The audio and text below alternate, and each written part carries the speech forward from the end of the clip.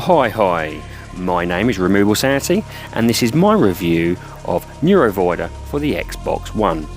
This review is in partnership with BigBossBattle.com, who've kindly given me the review code from developer Flying Oak Games.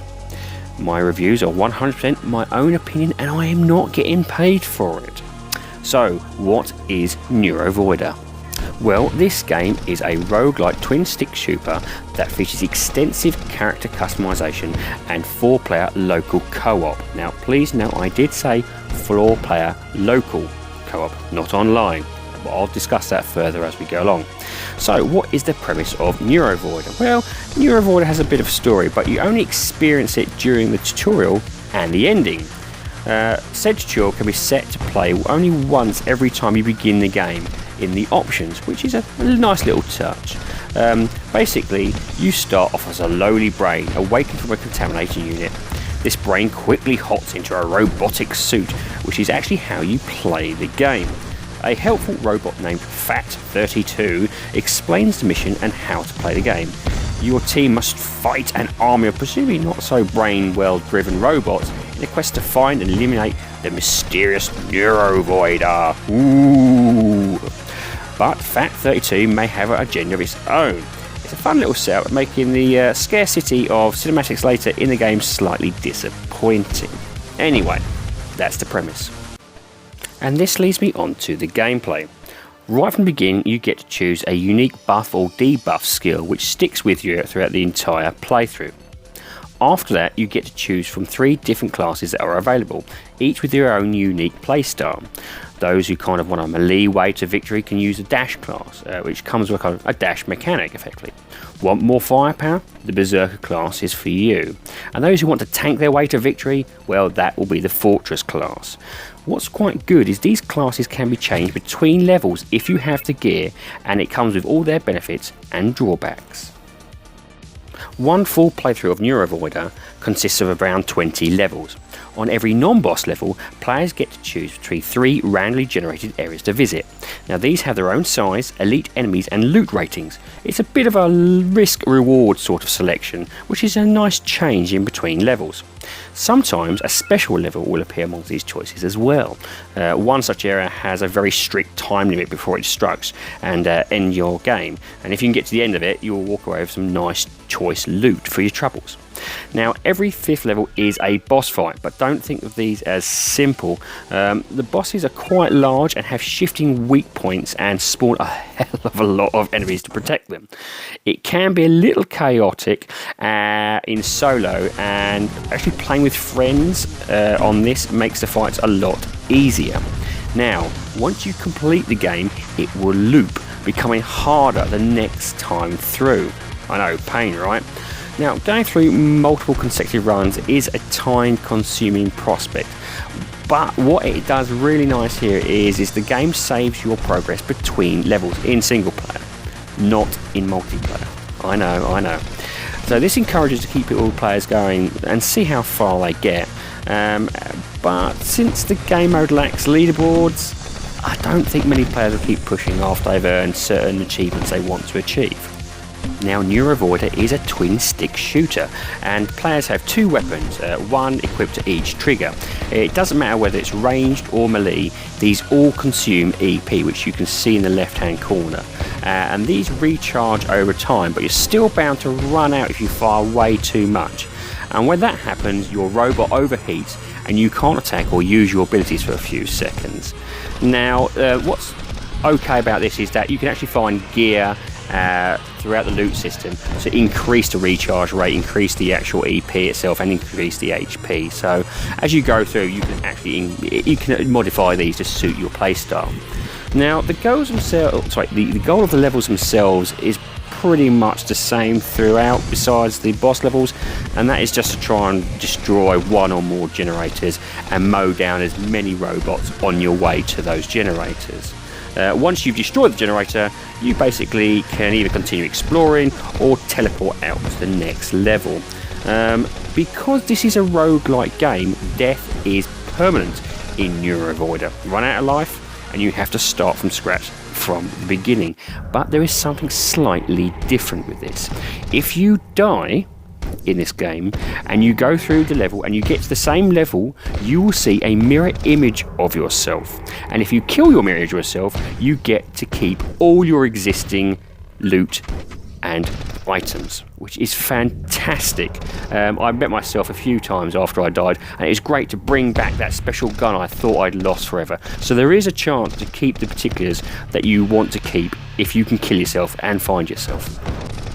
NeuroVoider really comes into its own with regards to its loot system. There is a multitude of guns, armor pieces and mobility parts that can be all collected on the battlefield from certain enemies and containers. And between levels, these can be swapped over to suit your needs. And some loot is more rare than others, with the best gear offering a distinct advantage.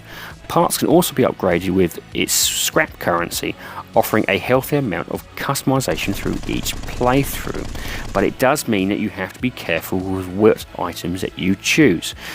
Also here you get to choose and test out weapons that you have found on the battlefield. So right here, as you can see, I'm testing out a few different options that I might want to put in, and this can be customized to suit your needs. Also here, depending on the loot, you can actually swap classes. So those classes I saw you there, as you can see in the corner, you can either stick with a Fortress or you can stick with Berserk or Dash, as seen here. The best feature about this game has got to be its local co-op support for up to 4 players. Teaming up with friends adds a huge amount of fun, which potentially could be a little bit of a grind on single player. Everyone gets to select their own skill from that pool of 27 which are available, and you can mix and match skills rather than being restricted to only one as in single player. The downside is though that only the first player earns achievements in local multiplayer. Worse, extra players can't join an existing single player game, nor does the game save the multiplayer progress, so you have to beat the whole thing in one go. One thing I really think is really needs to happen in this game is a patch for them to add in online multiplayer. This would make this game so much better and a fantastic joy to play with. Playing with friends is great, but playing with people you don't know would also be fantastic.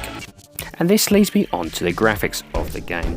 The 16-bit futuristic style here works perfectly, and it is beautiful and brilliant and crisp. Every different animation in terms of different guns and different loot and different models is clearly visible, and it works superbly when it is in co-op. The only thing I would say is that the actual effects can be a little bit overpowering when you get 2 or 3 people on against the boss. Sometimes it can be almost like a blur and it's too much eye candy. But generally in single player and just maybe 2 or 3 people, the distinctive graphics here work well. Everything is done lovely, it's beautiful, and you can see everything really, really well. What can I walk off? This is a 16-bit indie game's dream. They've done it perfectly.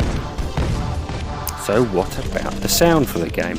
Well, this game has some fantastic synth tunes by Dan Terminus. This upbeat tempo suits the game brilliantly, and those who found themselves blasting away at Hotline Miami's beats will no doubt do the same here. It is really upbeat and it really helps the game move it forward. Besides that, there's also the actual sounds for each individual weapon, and trust me, there's a lot of weapons out there. Each is clear and crisp, and you can identify every individual weapon by the sound. The explosions are brilliant and nice and clear. Fantastic again on headphones, but just as good through the TV. Overall, the performance of sound is brilliant. It does its job perfectly and helps you engage you in the game and helps you move forward with destroying all those mean robots. And this leads me on to the rating of the game. Now, I rate games in order of avoid, rent, great purchase, must own. My rating for NeuroVoider for the Xbox One is great purchase, and this is for the following reasons. NeuroVoider is retro at its best. It can be very hard as a roguelike game. It is very also easy to learn yet difficult to master, and it's fun, brilliantly fun with other people in terms of multiplayer. The game's graphics are beautiful to look at. The sound is upbeat and simply chaotic and really helps you move you forward. However, there is the loss of online multiplayer, which that would be a really good add-on to this game. I'm hoping that this will also be patched. Now, currently it's on Xbox Live for roughly around £11.20. I think that translates to about $13. Don't quote me on it. But also on Xbox Live, you can try it for free. So, do try and see what you think. You don't have to purchase it. But for those who do like their roguelike games, their twin stick shooters, and their retro style, this is the perfect combination. And if you've got your mate around as well, grab him on board and you will have hours, trust me, hours of fun. The loot system here is perfectly done. Maybe adding it and crafting it and putting it together is a little bit clunky, but overall this game does what it says on the tin, and what more can you ask for? Anyways, ladies and gentlemen, I hope you liked the review. Please do comment in the comment section and tell me what you think of the game and even my style of reviewing. I do look forward to hearing your thoughts on the matter. Anyway, I'm going to leave you to it, and I'll speak to you again soon.